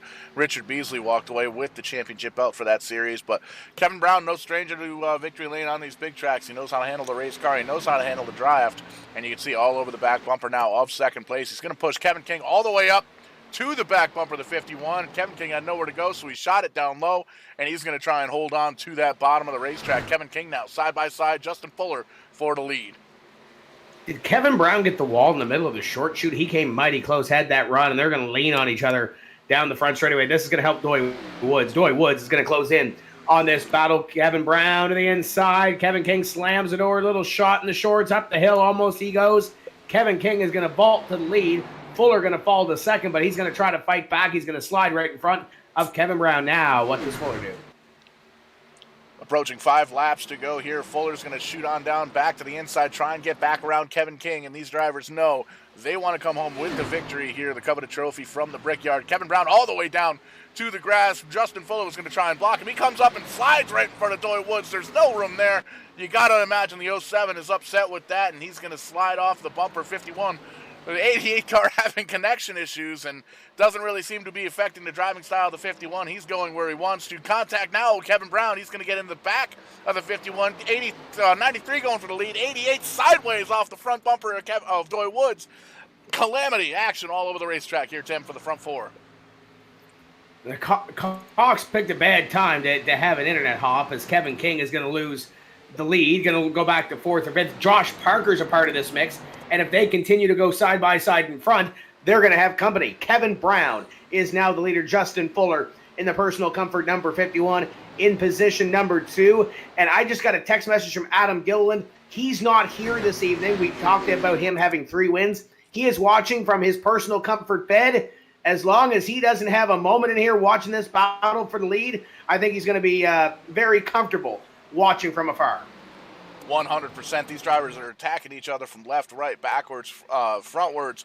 Kevin Brown now has a little bit of breathing room, but you don't want to fall back on that, especially with Justin Fuller running in the second position. We've seen him make some aggressive moves. There you can see another one of the personal comfort machines. I believe that's E.J. O'Rourke, who's getting ready to lose another lap here, crossing the stripe. 4 laps to go here now at the Brickyard. Kevin King kind of rebounding just a little bit there, and 4th with some connection issues, had to back out of the throttle and give up these positions. You can see just how close these drivers are getting to that outside wall with 5 laps to go. It's anybody's race now. You had Justin Fuller and Kevin King kind of battling it out amongst themselves, with Kevin Brown giving that little bit of a push. Now you have about 8 cars. Joey Katina could very well win this race in the 14. He is in this pack with an opportunity to go to victory lane. Who makes the mistake? Because I feel like somebody's going to make a mistake here. We're going to see a caution. I don't know who is going to make the mistake. I don't know where we're going to see it. Here comes the 23 of Parker to the inside. Kevin King having problems with Cox once again as he comes out of corner number 4 and tries to get that solid internet connection to work for him. But you know what? Josh Parker's a part of this battle. Justin Fuller is up here. They've had a history. Here they go again, 3 wide. Oh, you can see the 23 car of Josh Parker pushed Kevin King on the outside, pushed him up into that second position, kind of backed off, slid on down to the bottom side. He's going to get around the 51 of Fuller for that 3rd position. Josh Parker's got a very, very quick race car, that Interstate Batteries Bud Light Camry, trying to close in on the lead here. We'll see if he's got enough time. He's getting a huge push now from Doy Woods in the 07 to 39 of Daniel Falkingham up in that train as well. I don't know if he's going to have enough time. He might be able to get to the back bumper of Kevin King. I don't know if he's going to have enough time to get up and around him. Well, if they can get to the back bumper of Kevin King, and then Kevin King gets that shot to make a move on Kevin Brown, it's going to be anybody's race to the line to end up winning the Brickyard 200. But we are running quickly out of time. Parker and Doy Woods trying to catch up to Kevin King and Kevin Brown. Brown has had a great race so far. Positioned himself with a shot to win, albeit with that little pit road miscue. Ends up picking up the lead and continuing with that good track position. But what does Kevin King have left in the tank? Can Kevin make it happen here? All up in the wheel in that 88 car. You can see loses the back end of the race car just a little bit, but it doesn't look like it slowed him down. You can see snaking on down to the bottom of the racetrack. Kevin Brown trying to break up the draft. We've seen Justin Fuller do that same thing all night long in that 51 car. Chad Coleman, big move back there for the 5th position. He's going to drive himself around the 51, around the 39, move himself into the top 5. So a great run for Chad Coleman in the 38 tap-out tuning car as well. But still up front, Kevin Brown holding off Kevin King, Josh Parker, Doy Woods, and now Chad Coleman in 5th. And that puts Chad Coleman in a spot where he could potentially win this race. If something happens to these top 4 drivers that you can see just back and forth all over the racetrack, weaving in, weaving out, trying to find some clean air, and the 88 all over the back bumper now of Kevin Brown. Josh Parker is there. Doy Woods is there. 4-man battle, 2 laps to go. Holy smokes, Tim. Great racing here at Indy. The question is, do they get back to the white before something happens? We saw Kevin King dive it in deep into Kevin Brown, and Brown had to hold on for the lead position. But if it happens again here in turn 3 and 4, the caution flag comes out and we have a green-white checker. But if they can get back to the white flag, this race would be official. And Kevin Brown trying everything that he can to see that white flag first and hopefully the checkered flag first the next time by the yard of bricks. But Kevin King trying to set the move up. They come up out of corner number 4, down the front straightaway. The 93 goes to the inside, goes back to the outside. We'll come across the stripe, and we'll see 1 lap to go. This race is official, Paul. Who's going to win it? A white flag, a white rag. I'm going to say Josh Parker comes home with the win here tonight, but we'll see. We've got 3 corners to find that out. And you can see Kevin King really trying to set up. He's got 1 or 2 opportunities to try and get up and around with that 93 car, but Kevin Brown trying to make that car as wide as he possibly can. You can see all the way down to the bottom of the racetrack, all the way back up to the wall, breaking up the draft as much as he can here, Tim. Going to be a drag race between the 93 and the 88. And 23 of Parker drove Doy Woods into the grass. Chad Coleman now a part of this battle, but I don't think Kevin King is going to get the run to get up to Kevin Brown. Going to have 1 more opportunity here through 3 and 4. He gets those great runs down the straightaway, but he's going to be a little bit loose at a turn number 4, and it's going to free the win up for Kevin Brown. The 93 is going to score his first Transervice Cup Series victory of the season and lock himself into the playoffs. Kevin Brown is the winner at Indianapolis. Kevin King and Josh Parker, your top 3 with Chad Coleman, and it looks like Doy Woods coming home to position at number 5. What a race. Kevin Brown is your winner. Good to see. Great run for the number 93 car. You can see on your screen, started in the 17th position. He's worked his way all the way up to the lead, led himself 14 laps, and led the most important lap, the last lap, here at the Brickyard. And you can see some congratulatory bumps from the entire field as they drive on by. That was a little bit aggressive from the personal comfort ride, but all fun and games once the checkered flag flies here. And a great run for some of these guys up front. Chad Coleman coming home in 4th, finally able to get around Doy Woods. Kevin King 2nd, Josh Parker 3rd, and we'll talk to the top 3 here in the post-race show. But man, great race here throughout the 80 laps. Yeah, excellent race, and you see the top 10 on your screen. Great runs for Joey Gattina in 8th, Bobby Wetzel in 9th. Bentley Glazer comes home with a top 10 run as well. So there's some drivers that really needed a good run this season. You look at Joey Gattina, this is his first top 10 of the season. Bobby Wetzel, it's his 2nd top 10 of the season. You look down the list to find a guy like Bentley Glazer, and he's had some really strong runs this year, but still looking to put it together and gets a top 10 run out of this thing here this evening. But let's catch up with our 3rd place finisher, Josh Parker. Josh, the final few laps were wild. What did you see out of the windshield? What else did you need to get up there to Kevin King and Kevin Brown to battle it out for this win? No damage. I had damage early on from that, whatever happened on the restart there, with Josh Williams and Dan. But yeah, I had some damage, and I think that's pretty much was the difference. I had to run the car as hard as it could just to keep it up with people. So I was trying to use runs, and unfortunately I had to throw some blocks just to stay and keep track position. But like I said, if I had a clean car, I think it would have been a little more interesting. We've only got a couple of more races left until this playoffs begin. We've got Michigan coming up and Daytona before the playoffs really get into high gear. What are you expecting out of these next 2 weeks? Can we get another win to try to get ourselves a little bit closer to the top of that playoff standings going in? Yeah, I mean, the last few weeks we kind of got lazy. I think everyone has with the series. Not with the series, but just trying to make every race and everything. So you pretty much have your locked in drivers. Kevin's now locked in with that win. So it seems like everyone's starting to come back to try to get in a rhythm here. And now we have a more realistic schedule going in there. So, we had a couple of road course races last couple, 8 weeks. So you got ovals leading the playoffs. So yeah, I think everyone's just trying to catch that rhythm that we had going all the way, at the beginning of March. So yeah, I mean, obviously I'd like to try to win Michigan or Daytona's a crapshoot, but it's always a goal.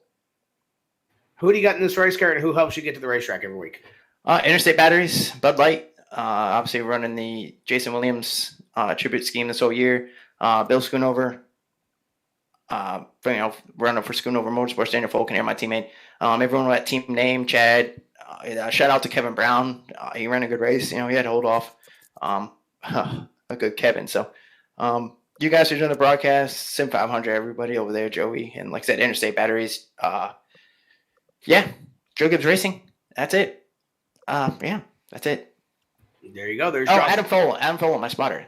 Okay. Is there anybody else that you need to remember tonight? That's it.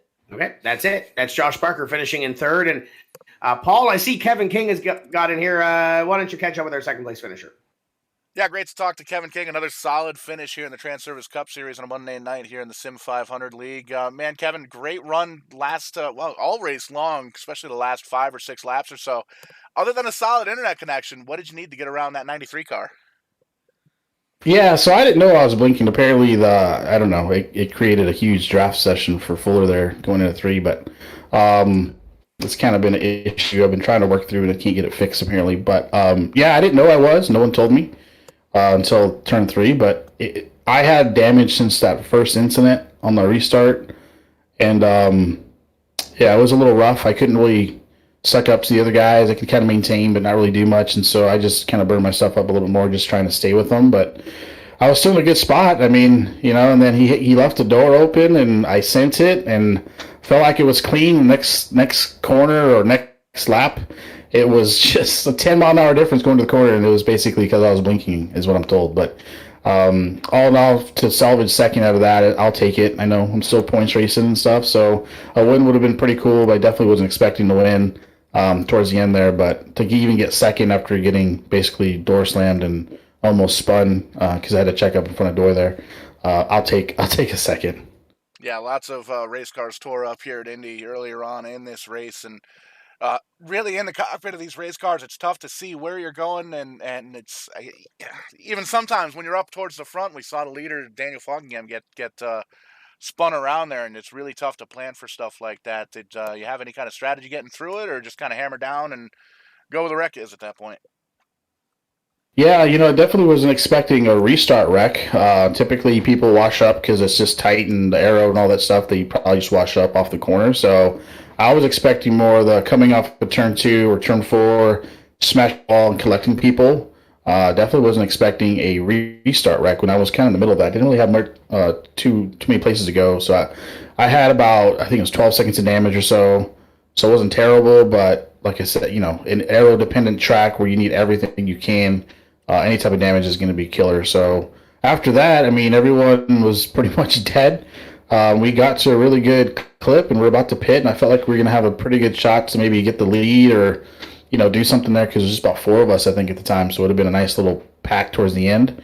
Then another yellow came out. But, it's a lot of people don't like this track because of the aero aspect, and I understand that. But I think it's still kind of fun to, still be able to maintain your pace behind someone, save tires, and still be able to try to pass them.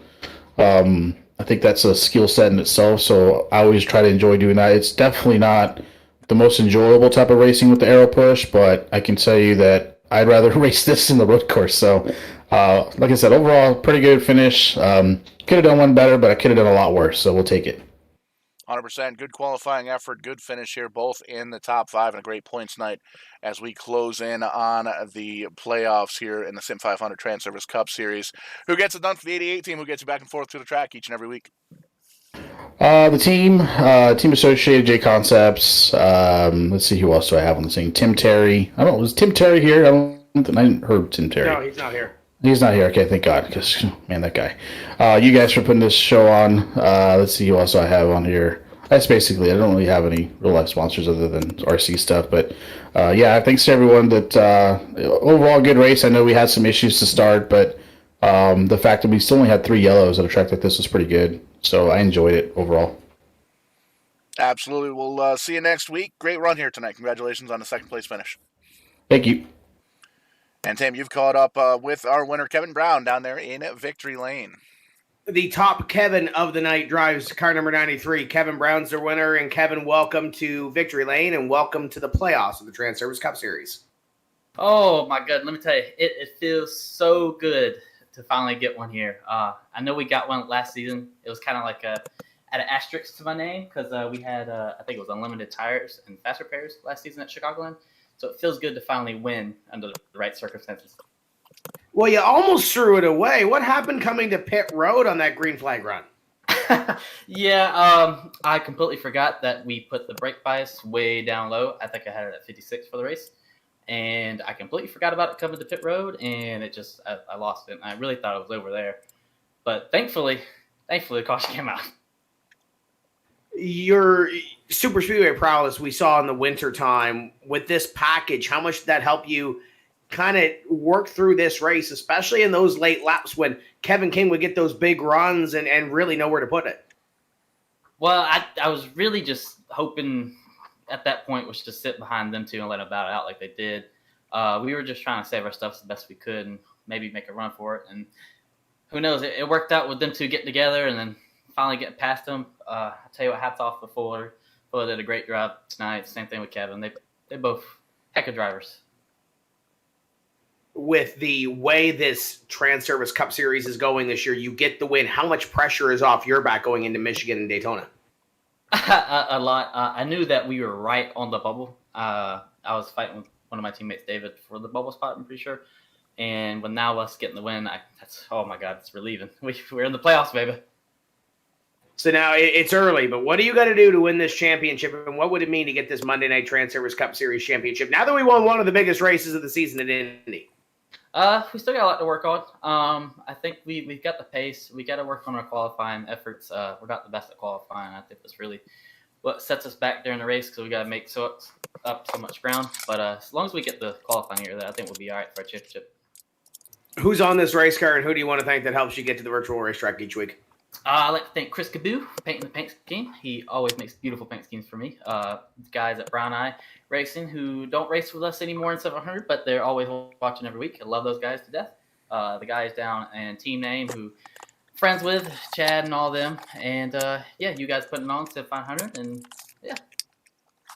That's Kevin Brown, the winner here this evening in the Transervice Cup Series Brickyard at 200. And with that, Paul, we've got 2 races left before we get to the playoffs. We've got Michigan, we got Daytona, and the playoffs really begin, and the Transervice Cup Series Championship kicks off, per se, for their run to the title. Exciting race tonight, and I know you mentioned multi-league and a couple of other leagues are going to be visiting the Brickyard this week, but what else do we have upcoming here on Vidane TV that the fans can watch? Yeah, we got a double-decker show here Wednesday night. Tim's Corner Motorsports bringing us Tim's Corner live at 7 p.m. Eastern Time, and right after that, Loose Lugs Cup Series back in action, race number 2 on their season. Thursday night, we're right back here at Indy for the road course. Little left and right-hand turns for the Multi-League Cup Series. We just saw those guys last Thursday at the Glen. Great race, and really looking forward to the shift.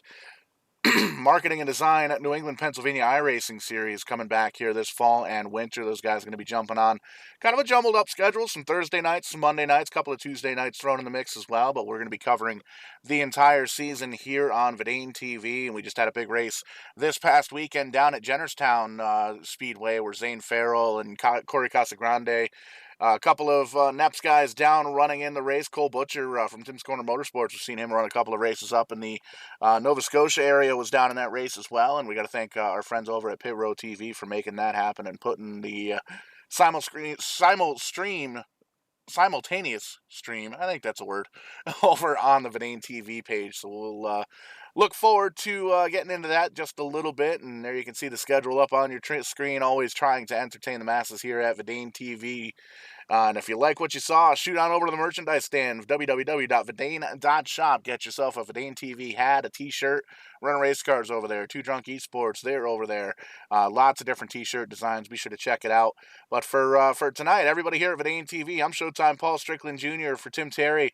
Everybody at Vidane TV, everybody for SIM500, the Transervice Cup Series. Congratulations, Kevin Brown. First win on the season, second overall in this series. We're going to call it tonight. We'll catch you guys on the flip side. When we do, we're going to be doing it live.